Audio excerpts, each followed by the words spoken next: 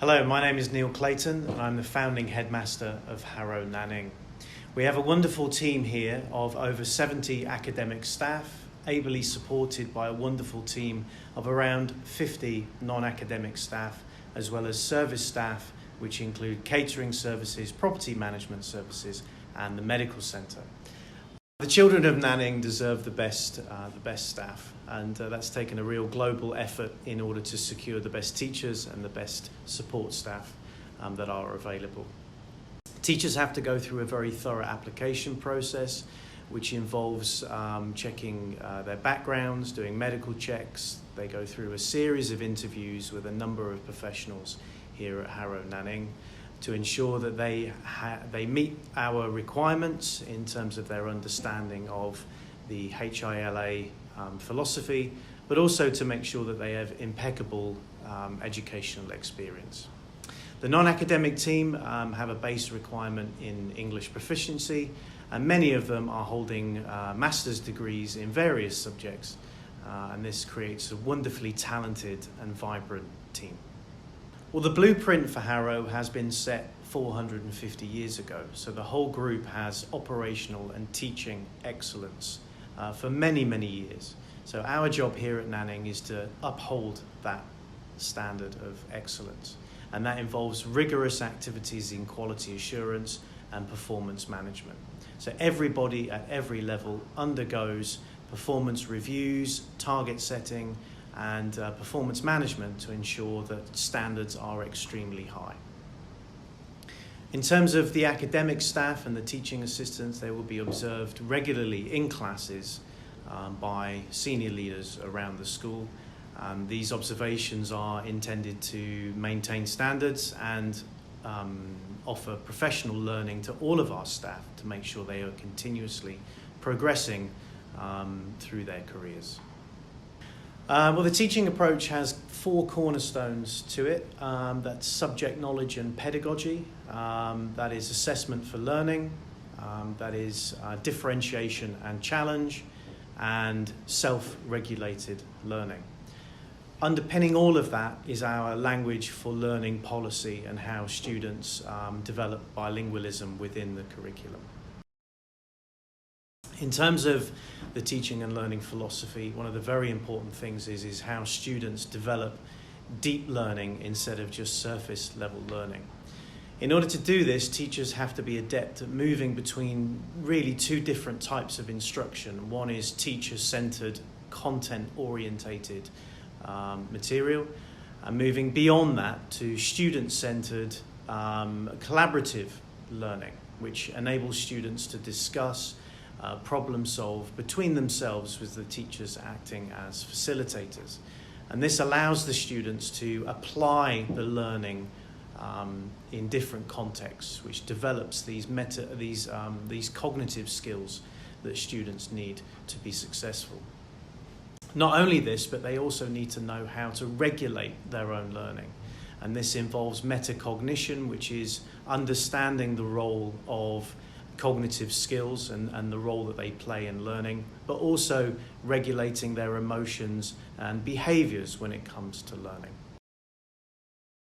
So it's been shown that bilingual learners have linguistic capabilities that obviously monolingual learners do not. The transfer of understanding in 2 languages between language 1, their mother tongue in Chinese, and language 2 is bidirectional, which means developing that second language also develops the first language and the understanding of how that first language works. So the next question was, how do we achieve this multicultural bilingual environment? Well, as I mentioned earlier, our staff come from around the world, and students every single day will be exposed to people speaking different languages, but particularly English and Chinese. Lessons in the early years and in the lower school will feature more heavily in terms of Chinese. The teachers will be teaching in English with teaching assistant support, and our bilingual TAs are absolutely fantastic, and they will enable the children to move in and out of both languages at ease on an increasing scale. So as the students reach upper prep and into the secondary school, students will feel much more comfortable in using English language. So wisdom is being able to apply knowledge, and that's what we want our children to be able to do. We want to be able to give them experiences where they take their existing knowledge and they apply them to totally new, different situations, and that's where real deep wisdom or deep learning occurs. The issue is that children find that very, very difficult, and therefore the Harrow Nanning curriculum is designed in a way which allows students to work across the curricula as well as within each discipline. So the curriculum itself has a thematic approach, so there'll be themes within blocks of learning which explore English, maths and science all in the same place to allow students to identify the links that run through those subjects rather than looking at those subjects in isolation. One step beyond that is looking at transferable skills, and again, one thing that students find difficult is transferring skills that are learned in one subject to another.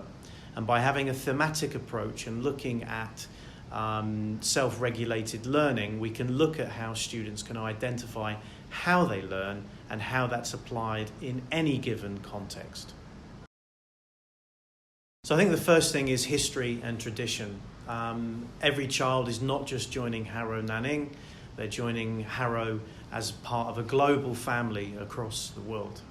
And each child will have an opportunity to have input into the global traditions that Harrow has. And that's really exciting. The second thing is this is an academic school, and we expect students to pursue academic excellence. Harrow itself has a rich history in university places, excellent examination results, and that's something that we challenge our students to target. The next thing is close personal tutoring and pastoral care. Every student will be assigned a tutor, and that tutor will work with them very closely during their time here at Harrow Nanning, checking in on them and ensuring that their academic but also their mental health and their well-being is well looked after. So pastoral care is very important here at Harrow Nanning, and pastoral care comes in many areas of the school. So first thing is that every student will be assigned a close personal tutor, and that tutor will ensure that not only is the child on track in terms of academics, but their personal, social and mental well-being is looked after. Every student will also be part of the house system, and the house system is designed to be a horizontal family, which means that they're supported by children that are older than them, supported by children of the same age, and even supported by children that are younger than them. The house system engenders healthy competition, and all the students will enjoy competing against other houses, and that really does develop this sense of family within each house. I think beyond sports, beyond expressive arts, the other thing that we're very proud of here at Harrow Nanning is ensuring that students have the understanding and knowledge and compassion to support their communities and help other people. And this is where the leadership and service curriculum comes in. So students will be taught how to support their community, how to raise money, how to work with charities, and all of that will help the students develop the leadership qualities that Harrow holds in such high esteem. So through our innovative and outstanding bilingual and bicultural curriculum, taught through excellent teaching with outstanding practitioners, we will allow our students to reach their potential and achieve excellence for life and leadership.